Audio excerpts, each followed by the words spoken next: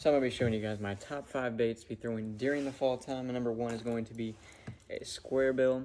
And I would use this to locate fish, and this is something you can fish very quickly and to find the fish and know where they are. But you're going to want to be throwing shad imitating baits or bait fish in your area. And this is one of my favorite colors to be throwing. And it's not a very complicated color, it's very simple. And it works pretty well for me. But you just want to be throwing it to find the fish, and once you find the fish, you can slow down and actually target what the fish you want. And number 2 is going to be a jerk bait. After you find the fish with a square bill, you can pick this up and you can fish it very slowly. And back to what I was saying about imitating your bait fish, you want to be throwing a shad imitating color or whatever your bait fish area in your area is, just so that you have the best chance of catching fish. And even if you have a slight difference, having like a little bit of chartreuse, it makes the fish think that you're throwing something a little different, and they might want to eat that instead of everything else they see that looks the same.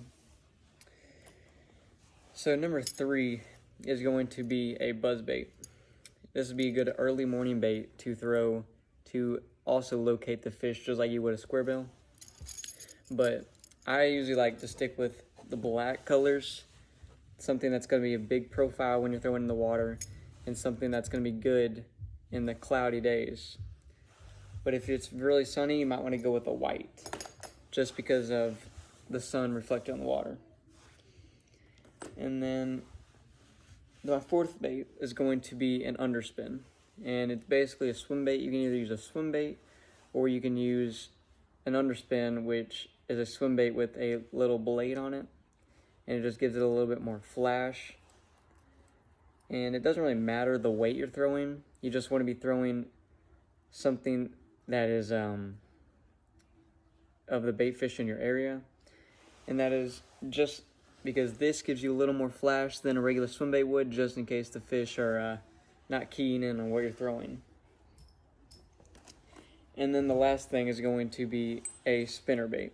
It's just a bigger version of the underspin, and it's going to help you catch bigger fish if the bite is not very good. And if you're fishing a tournament and you already have your limit, you're just looking for a bigger fish, this is something you want to go to just to get a bigger limit.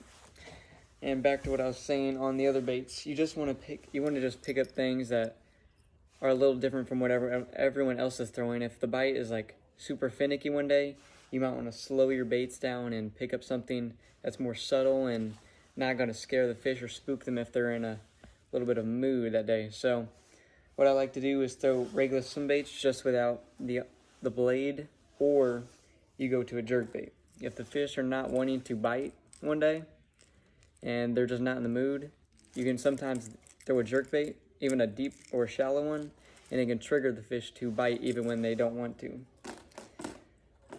Make sure to like and subscribe and turn on post notifications so you can be up to date on my next video. Thank you guys.